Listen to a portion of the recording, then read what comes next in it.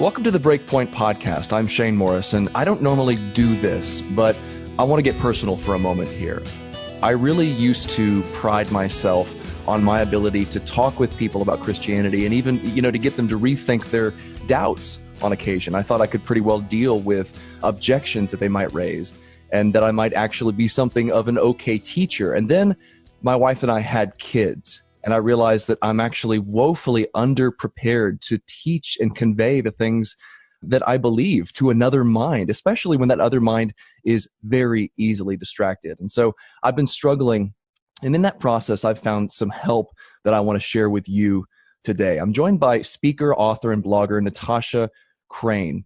She's the author of Keeping Your Kids on God's Side, 40 Conversations to Help Them Build a Lasting Faith, and Talking with Your Kids About God, 30 Conversations Every Christian Parent Must Have. She's just released a new book for parents entitled Talking with Your Kids About Jesus, 30 Conversations Every Christian Parent Must Have. And I want to talk about both of these outstanding books today. Natasha, thanks so much for joining me on the podcast.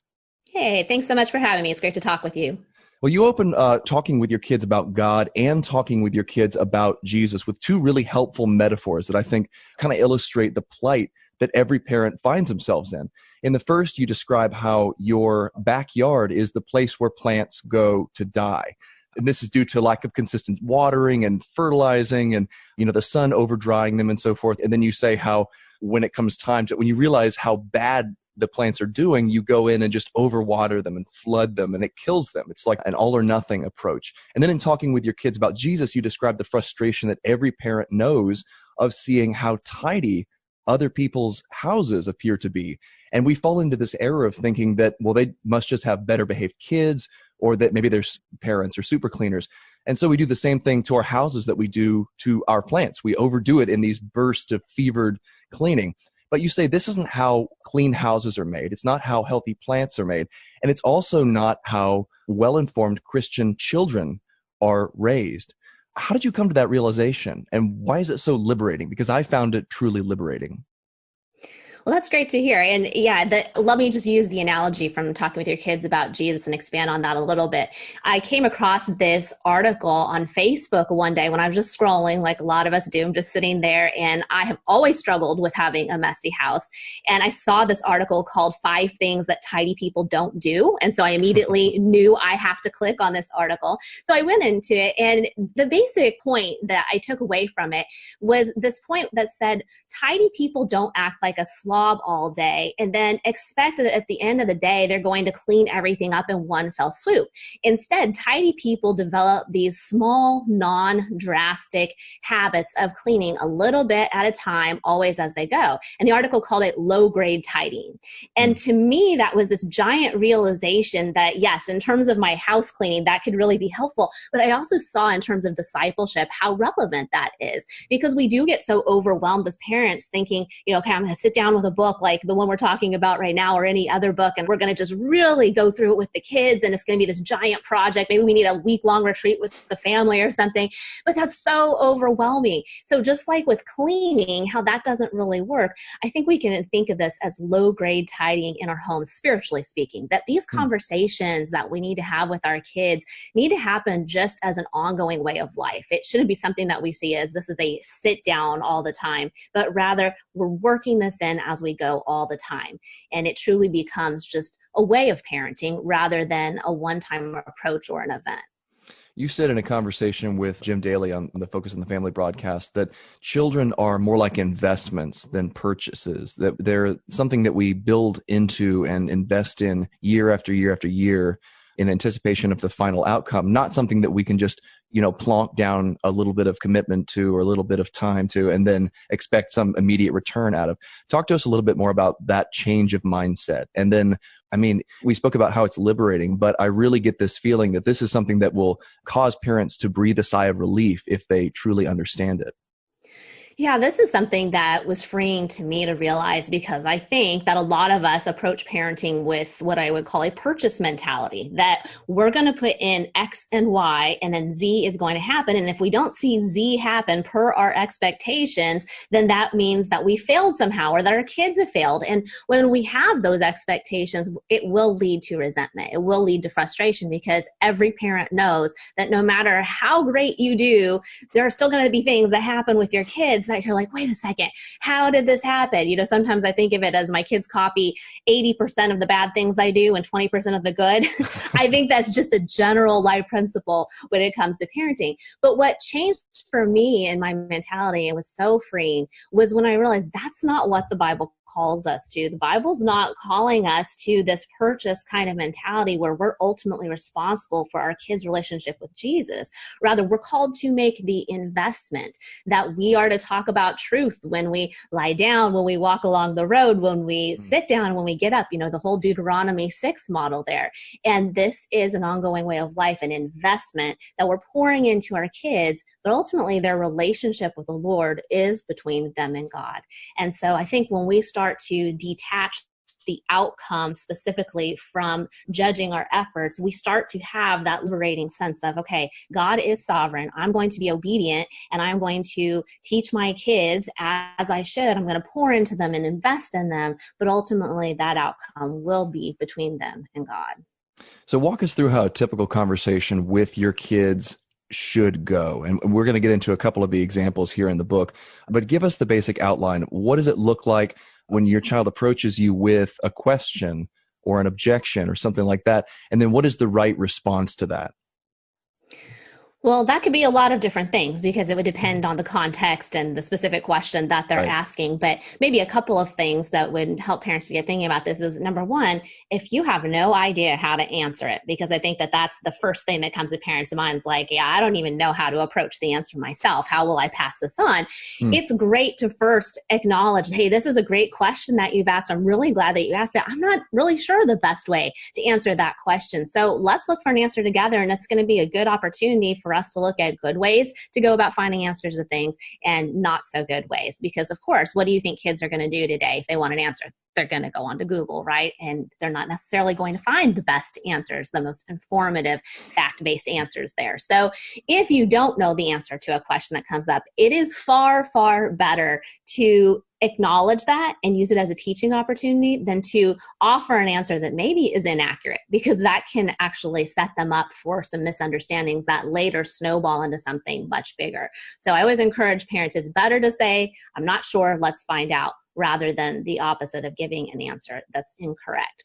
Now, if you do know the answer, it's also a very good practice to start by asking your kids some questions, because I think sometimes when a child asks a question, we think that we know what they mean, and we start answering something and going into it, and then we realize, wait a second, maybe that's not actually it. So for example, if a child asks something like, how do I know that God exists? Maybe if you've looked at some of this evidence for God's existence before, it's tempting to start going down the road of, well, let's talk about the Kalam cosmological argument and all this stuff. But if you just slow yourself down and you take a second to ask some questions like, well, what's brought that to your mind today? This is such a good question. I'm just curious, what got you thinking about this? Maybe the child answers, well, I've been praying about something and it didn't happen. So how do I know that God's actually there? Those would be very different conversations. And if you had gone about talking about the fine-tuning of the universe, you are a universe away from what they're actually talking about. So taking the time to ask those questions then would lead you to figure out, okay, this is more conversation about prayer. What does the Bible say about prayer? What does it not say? And so in both of those examples, I think whether you don't know the answer or you do know the answer, digging in a little bit more to understand what's really going on behind the question is key. It's like you're doing a little bit of detective work there to find that underlying question that they're really asking.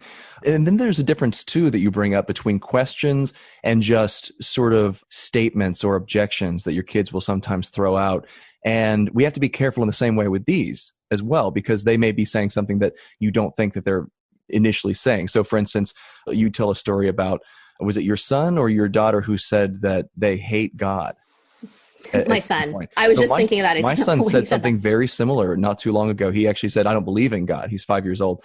And after I sort of, probed a little bit, it came out that he was just very angry at something that had happened earlier, and he wanted to get a rise out of me and his mother. And the response is going to look a little bit different to that. And then he came back to me later and he said, I don't really believe that. I do believe in God. I was just, trying to make you guys angry. Not in so many words, but in his 5-year-old way. So how do we respond to that sort of thing? So it's not a question. It's more of a statement, sometimes in order to get a rise out of you. That is a great question, because that is so true, especially as your kids get older. So I have 11-year-old twins and I have a 9-year-old. And the older they get, the closer they get to becoming teenagers, the more they do want to get a rise out of you. And so sometimes they're just dropping bombs at you to just see what you'll say. And a couple of things that I found helpful. Number one, my kids know what I do in terms of writing books and ministry. So they know that if they really want to get under my skin, then they can challenge me on something, related to faith. And so I come to expect that. And number one, I don't want to ever seem shocked by it. So if my daughter is going to, come to me, or my son's going to come to me and say, like, I don't want to go to church, I hate church, whatever the case may be, I'm going to complain about church. We'll use that as an example. I'm not going to be shocked about it. We've had that one. Okay. I think every parent has had that one, especially, right, watching online church and stuff right now with the quarantine. I know, I've been there. But when they say that, don't be shocked by it. Don't overreact, because the more that we overreact, the more that it registers in your kid's mind. I've got something now. This is important to mom and dad. I can always hang this over their head. So I don't overreact. And I also recognize that a lot of times this is about a mood. This can be something that's just specific to that day. If your kid's in a bad mood, they're going to complain about everything. They're going to want to get you upset about things. And so if it's one of those kinds of days and I'm sensing that that's what's going on, then I'll just say something like, I'm sorry that you feel that way. If you want to talk about it later, and this is something that is honestly on your mind and you're not just feeling upset right now, I'd love to talk about it. Obviously, right now is not the time. Timing is everything with parenting. And I think especially so when we come to having these conversations about faith matters. But if you really get the sense that they're starting to have questions, and then when they drop off these comments, they're trying to let you know that, they're having a lot of doubts and whatnot, find the right time. And maybe that's at nighttime. Maybe it is, before school, whatever it is, whatever is most comfortable for you as a family, and just say, hey, you mentioned earlier about this, I'm just curious, do you really feel like that? And just to kind of, again, ask those questions to get into it. So I think I just break that down into 2 parts. That number one, if they're dropping off a comment just because they want to get under your skin, don't overreact, and make sure that you kind of talk later if you think that's a thing. But if they're dropping it off and you feel like that's something that you need to talk about, then ask more questions at another time. We're talking about 60 different conversations here between the 2 books, how to talk to your kids about God, and then how to talk to your kids about Jesus, which is the one that has just come out this year.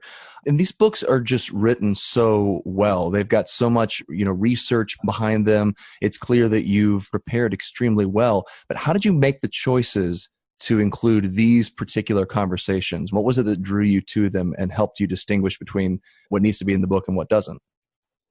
Yeah. So the theme of across all my books is that these are conversations that parents specifically need to have with their kids, given the challenges in today's world. So the titles sound kind of broad, talking with your kids about God or Jesus. That could cover a whole lot of ground, obviously. But these conversations I've picked are the ones that are most important for kids, given these challenges. And so I've experienced those in the last few years. I started off as a blogger back in 2011, not even knowing what the word apologetics meant, that I was challenged on my own blog by skeptics of Christianity.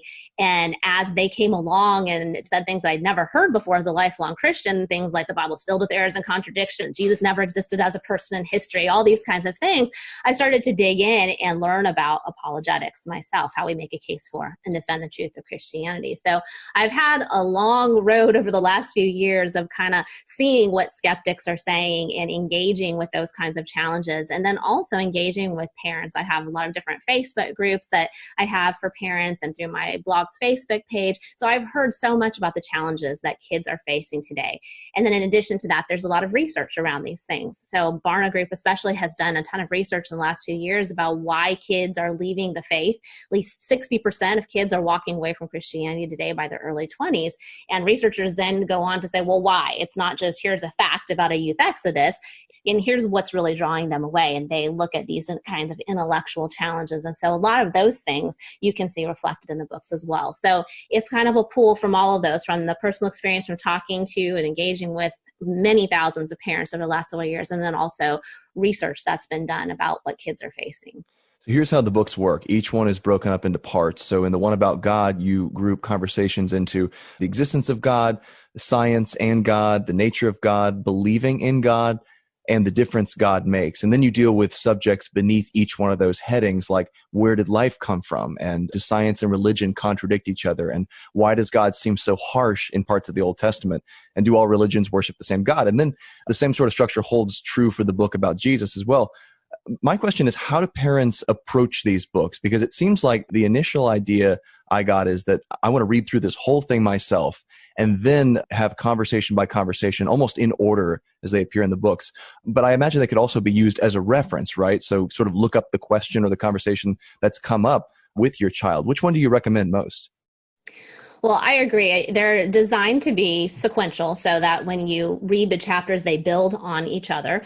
And so ideally, parents should read through the whole book themselves so that they're getting the big picture. They're getting equipped with this understanding, and it's laid out in a very specific format to kind of walk you through these subjects in an order that makes a lot of logical and theological sense. And so that's the best starting point. Now, if you are in a position, maybe you're a homeschooling parent where you have the flexibility of doing this sort of as a curriculum, which I'm going to do next year. I'm turning into a homeschool parent myself starting in the fall, and I'm going to just cover a chapter a week with my kids, going through the book myself with them in that order. Then that's great because they can get that same benefit of seeing it all laid out. But I know that for a lot of parents maybe who are just kind of wanting to have these conversations over dinner time or on the way to school, in the car, whatever it might be, that you can't necessarily do it in such a structured way. So in that case, it's absolutely possible to look up a specific question and then have that particular conversation with your kids. But the important thing is that if you've read the book, you've gotten equipped with that understanding so that you can take advantage of moments as you see them. And you can say, oh, they're raising this question about how we even know Jesus is God. Okay, I got that one in my head, right? I read about that, and then you can use it. So there are a lot of different ways, and it's intended to be something that you can go back to over time as a reference.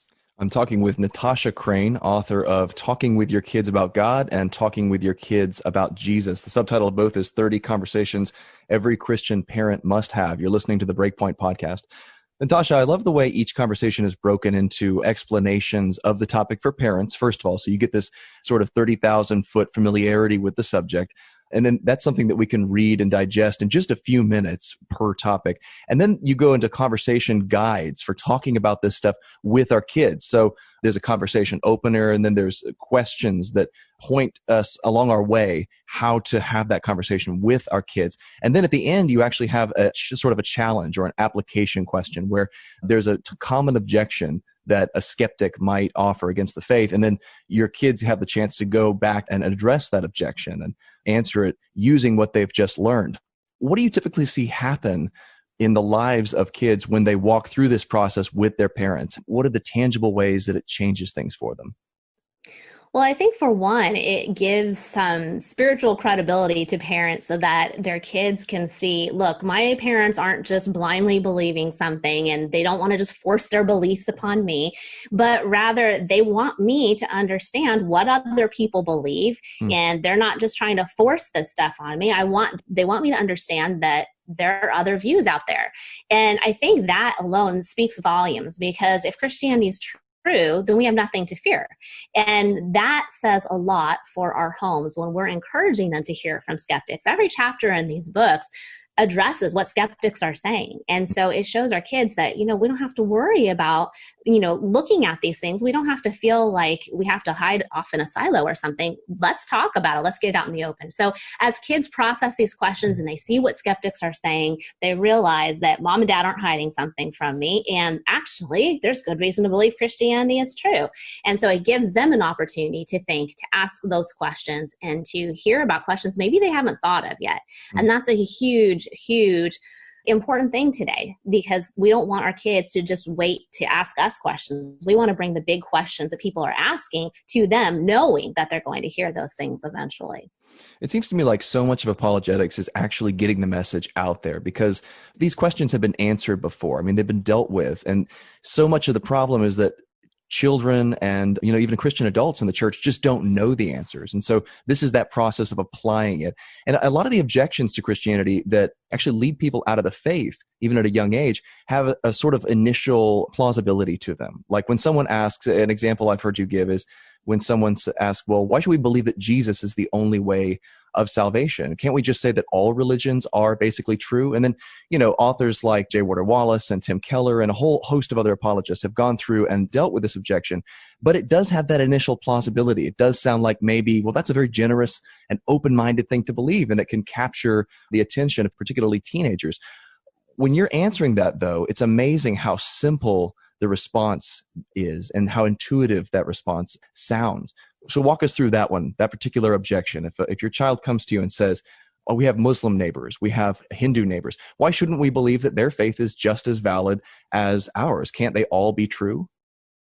Right. Well, I think that the most helpful thing that we can do is to explain to our kids that this is a very good question. And a lot of people today believe this, but we have to look at what each of those religions is claiming. And when we do that, when we sit down and just say, okay, what do they believe about God? What do they believe about where we came from, where we're going, who we are, why we're here? When we look at each religion's answers to these basic questions, we see that they cannot logically be true at the same time, because they offer logically contradictory answers to these big questions. Now, that doesn't mean that they won't have some commonalities between them, but even when we see that maybe they teach similar morals and, two religions say, well, do not murder, when we actually sit down and kind of look at a checkbox of all these worldview questions, we can see, no, these can't be true at the same time.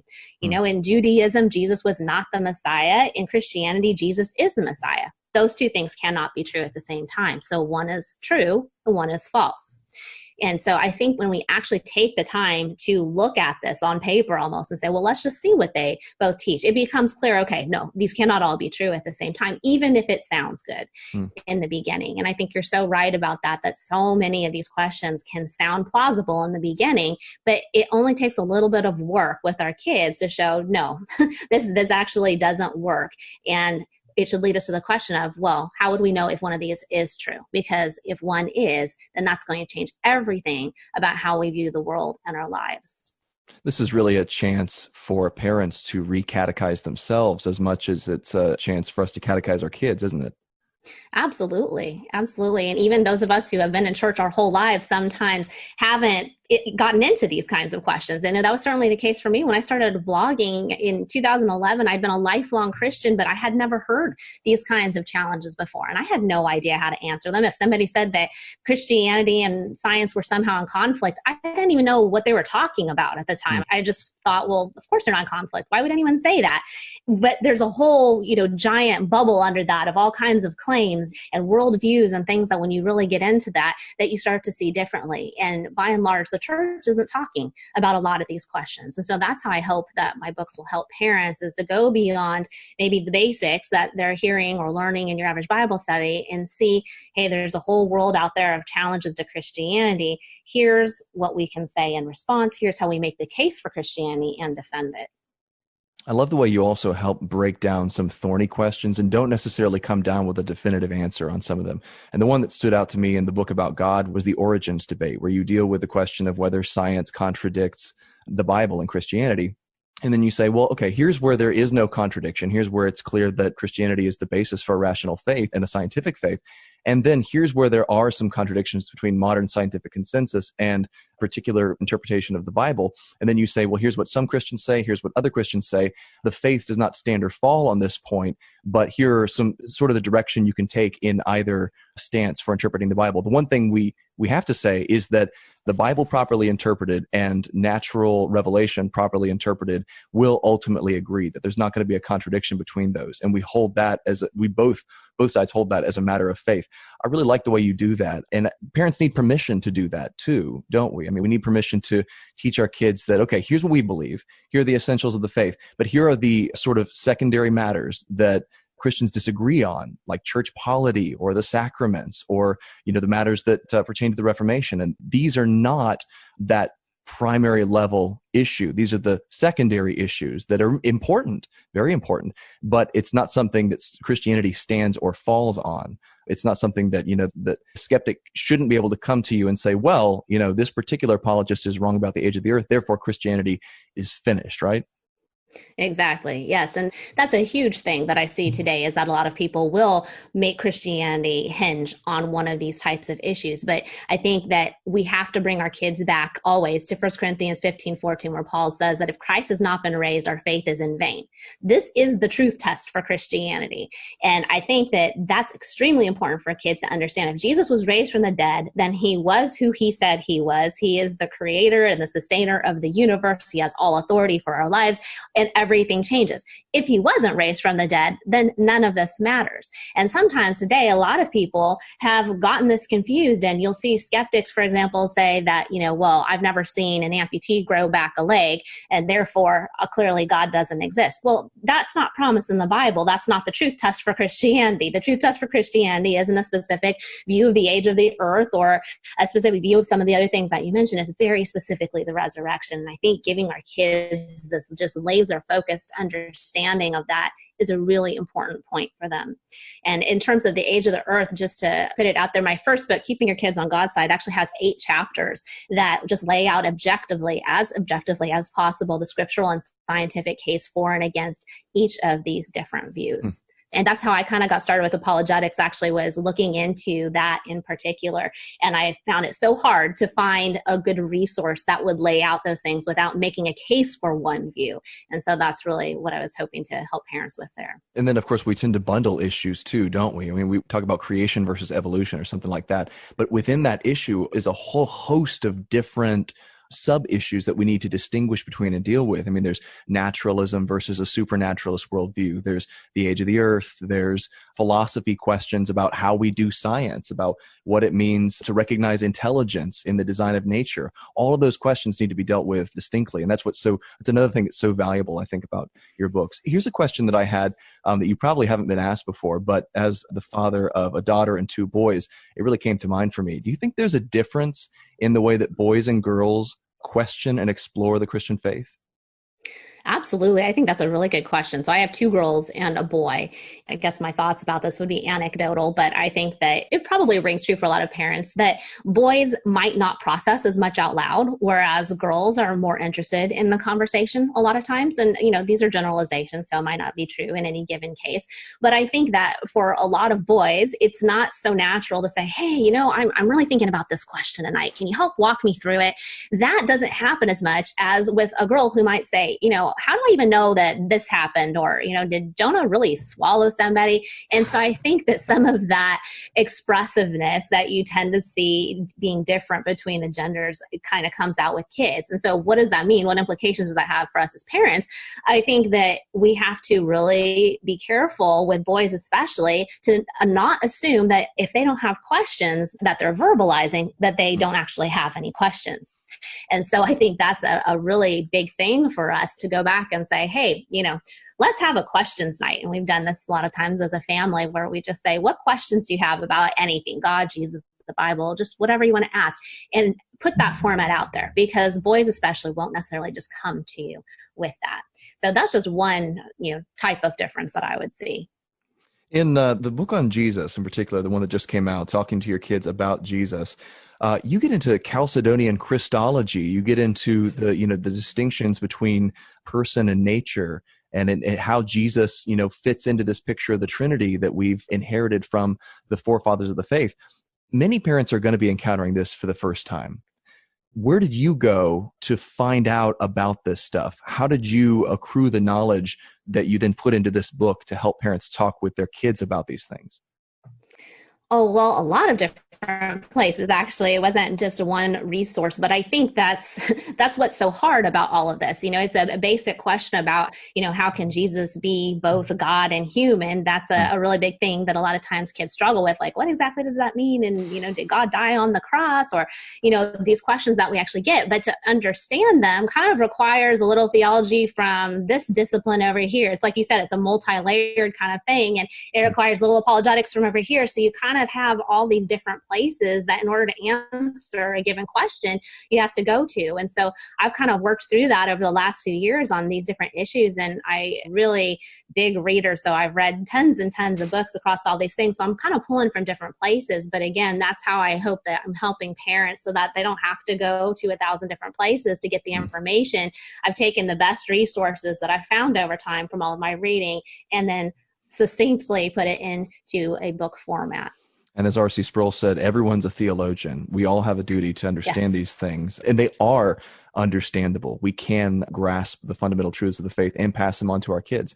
Here's a question that I think may be on the minds of many. Talk to the parent who feels like it's too late, that they've messed up too badly, and that their plants are dead, so to speak. Their house is a mess. They have not raised their child as they would have chosen to if they could do it again. What do you say to that parent? How do they start over? Yeah, it's never too late. There's never a point where we cannot be influential in our kids' lives, including when they're out of the house. I've had a lot of parents actually email me who have been reading my books, and they say, this is helpful for my adult children. I didn't do all of this. I wish that I did when they were younger, but now when we have these conversations, they're not walking with the Lord, and I just don't know really how to engage with that without sounding too overbearing and this kind of thing. And so it's never too late. It's never too late to talk to your neighbors. It's never too late to talk to anyone else. So why would it be too late to talk with our kids? Now, if your kids are still at home and you're saying, well, it's too late, they're teenagers or whatever the case may be, then you have to realize, wait, there is still plenty that you can do. And I think it starts with just being honest with your kids about the fact that you wish you had done more. Because if you've not been having these conversations and you haven't been having a lot of just spiritual development going on in your home, and you suddenly start quoting Bible verses and you're suddenly saying, we're going to have Bible study night, your kids are going to be like, what's going on? This is a little crazy. Like, what happened to mom and dad here? So I think just starting and saying, you know what, I really feel like I have missed the boat in the last few years, with teaching you guys a lot about some of the big faith questions that you need to understand today. I mean, there's a lot going on in the world. There are all kinds of things you're going to hear. I'm sure you've wondered before, how do we even know Christianity is true?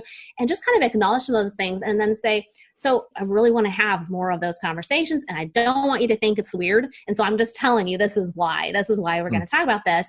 And I want you to know that whatever questions you have, I want to talk about those. If you have doubts or maybe you're having trouble, whatever, I want to talk about those things. And everything is open here. So just having that kind of conversation can be really, really helpful as a starting point. And don't feel like you have to hit your kids over the head with some giant book. We're going to study apologetics now, and here is the biggest book I could find, and we're going to read it together. Just start small. If you used my book, for example, these chapters are 4 or 5 pages each, and you could just talk about maybe one chapter a week together and just go through these things. And there are lots of other great apologetics resources out there too. If your kids like videos, you can find tons of videos. You can find great podcasts from different ministries. So pick one thing and try to start there rather than overwhelming your kids. I've been talking today with Natasha Crain, author of Talking with Your Kids About God and Talking with Your Kids About Jesus. I can't recommend these books enough. These are really exciting resources and something that I'm just thrilled to have as a parent of young children, trying to figure out how to do all the stuff that I thought I knew how to do as I raised my kids in the faith. So come to breakpoint.org and we'll tell you how you can get a copy of each of these books. I also want to mention that Natasha is also a featured speaker in our Truth, Love Together virtual event. And she talks about teaching kids about the faith in a noisy world. You can register for that for free. You just got to go to conference.colsoncenter.org and you can find all the information you need there. Natasha, thank you so much for joining me today on the BreakPoint Podcast. This has been just a rich and helpful conversation. Thank you so much for having me. It's been great talking with you. And folks, thanks for listening today to the BreakPoint Podcast. Again, for a copy of Natasha Crain's outstanding books, go to our online bookstore at breakpoint.org and come to conference.colsoncenter.org to join in our free online event, Truth, Love Together, with speakers like Natasha Crain, Oz Guinness, Johnny Erickson Tada, and this year's William Wilberforce Award winner, Pastor Bob Fu. Again, that's conference.colsoncenter.org. For the Colson Center, I'm Shane Morris.